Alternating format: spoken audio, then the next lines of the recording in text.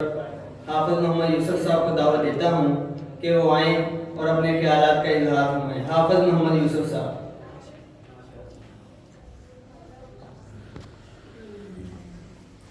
السلام علیکم ورحمۃ اللہ وبرکاتہ۔ نحمده ونصلی علی رسولہ الکریم، اما بعد فاعوذ باللہ من الشیطان الرجیم، بسم اللہ الرحمن الرحیم۔ کتب علیکم القتال وہو کرہ لکم، صدق اللہ العظیم۔ یہ بات عیاں ہے دنیا پر، ہم پھول بھی ہیں تلوار بھی ہیں۔ یہ بات عیاں ہے دنیا پر، ہم پھول بھی ہیں تلوار بھی ہیں۔ یا بس میں جہاں مہکائیں گے یا خون میں نہا کر دم لیں گے۔ یا بس میں جہاں مہکائیں گے یا خون میں نہا کر دم لیں گے۔ ہر سمت مچلتی کرنوں نے افسون شب غم توڑ دیا۔ اب جاگ اٹھے ہیں دیوانے، دنیا کو جگا کر دم لیں گے۔ سامعین محترم، آج میں آپ کے سامنے جس موضوع پر لب کشائی کرنا چاہتا ہوں وہ ہے جذبہ جہاد۔ سامعین محترم، اللہ رب العزت نے قرآن میں فرمایا، یا ایھا النبی حرض المؤمنین علی القتال، اے نبی آپ مومنوں کو جہاد کے لیے تیار کیجئے۔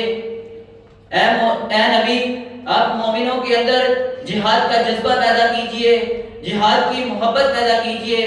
نبی علیہ السلام نے جب اللہ رب العزت کا یہ فرمان سنا تو وہ کمر بستہ ہو گئے۔ مدینے کی در و دیوار سے حی علی الجہاد کی صدائیں بلند ہونے لگی۔ مدینے کی در و دیوار میں دین حق کی صدائیں بلند ہونے لگی۔ کیسر و کسریٰ کی ہوا اکھڑنے لگی۔ کفار کے ایوانوں میں زلزلے آنے لگے۔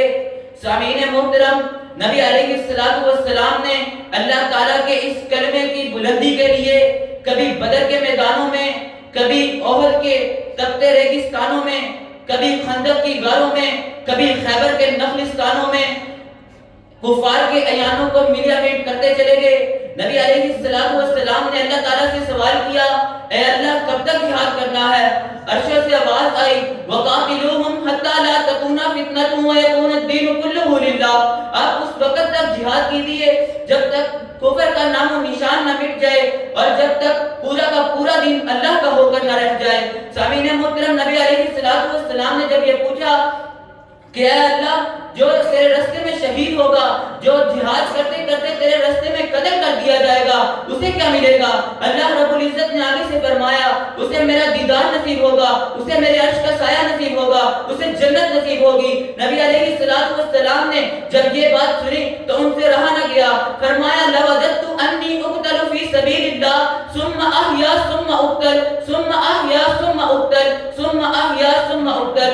جب صحابہ نے دیکھا کہ نبی علیہ السلام کے اندر جہاد کا اتنا جذبہ ہے تو صحابہ بھی کہہ پڑے، نحن الذین بایعوا محمدا علی الجہاد ما بقینا ابدا۔ سامعین محترم، صحابہ کے اندر جہاد کی اتنی محبت تھی، جہاد سے اتنا پیار تھا، شوق شہادت اتنی زیادہ تھی کہ جب انہیں جہاد کا کہا جاتا تو وہ اپنے تن من دھن کو لٹانے کے لیے تیار ہو جاتے، اپنے بچوں کو یتیم کرنے کے لیے تیار ہو جاتے، اپنے بچوں کے سر کٹوانے کو تیار ہو جاتے، اپنی بیویوں کو بیوہ کرنے کو تیار ہو جاتے۔ سامعین محترم، اگر جہاد کی محبت دیکھنی ہے تو اب وہ ایوب انصاری رضی اللہ عنہ کی طرف دیکھیے۔ 90 سال کی عمر ہو چکی، بیٹوں نے کہا کہ اے ابا آپ جہاد چھوڑ دیجئے، آپ جہاد پر نہ جائیے، اب ہماری باری ہے، اب ہم جہاد کریں گے۔ لیکن اب وہ ایوب انصاری کہنے لگے، آپ تم مجھے جہاد سے نہ روکو، اے میرے بیٹو تم مجھے جہاد سے نہ روکو، اگر میں اللہ کے راستے میں قتل بھی کر دیا جاؤں، فی سبیل اللہ اگر میری شہادت ہو بھی جائے تو میری لاش کو بھی اللہ کے راستے پر چلا دینا۔ سامعین محترم، اگر ہم نے جہاد کو دیکھنا ہی ہے، شوق شہادت دیکھنی ہے تو ابوبکر صدیق رضی اللہ عنہ کی طرف دیکھیں۔ وہ مال کے ساتھ جہاد کرتے اور اپنے جسم کے ساتھ جہاد کرتے۔ ابوبکر صدیق رضی اللہ عنہ کو جب کہا جاتا کہ جہاد کے لیے تیار ہونا ہے، وہ اپنے گھر کا سارا مال لا کر پیش کر دیتے۔ یہی جہاد، یہی نبی علیہ السلام کی اطاعت کے سبب ہی ابوبکر صدیق اکبر بن گئے، عمر فاروق اعظم بن گئے، عثمان غنی بن گئے اور معاویہ کاتب وحی بن گئے، علی حیدری کرار شیر خدا بن گئے۔ سامعین محترم، اللہ رب العزت کے راستے میں اپنی موت کو قبول کرنا کیسا ہے؟ اگر ہم حضرت ابراہیم علیہ السلام کی طرف نظر دوڑائیں تو وہ کیا کرتے؟ جب حضرت ابراہیم علیہ السلام کو نمرود نے کہا جب حضرت ابراہیم علیہ السلام کو نمرود نے کہا کہ تو اپنے رب کا کلمہ چھوڑ دے، تو ان بتوں کی پوجا کرنی شروع کر دے، تو حضرت ابراہیم علیہ السلام نے نہ کر دی. اس نے کہا اس کو آگ میں ڈال دیا جائے. حضرت ابراہیم علیہ السلام کو آگ میں ڈال دیا گیا. تو حضرت ابراہیم علیہ السلام جب آگ سے نکلے، اللہ رب العزت نے ان کی آگ کو ٹھنڈا کر دیا. وہ آگ سے نکلے، آگ ان کا ایک بھی بال باغا نہ کر سکی.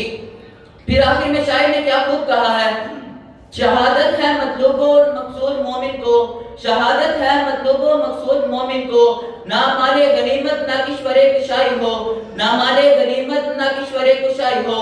فانوس بن کر جس کی حفاظت خود ہوا کرے، وہ شمع کیا بجھے جسے روشن خدا کرے. وآخر دعوانا الحمدللہ رب العالمین.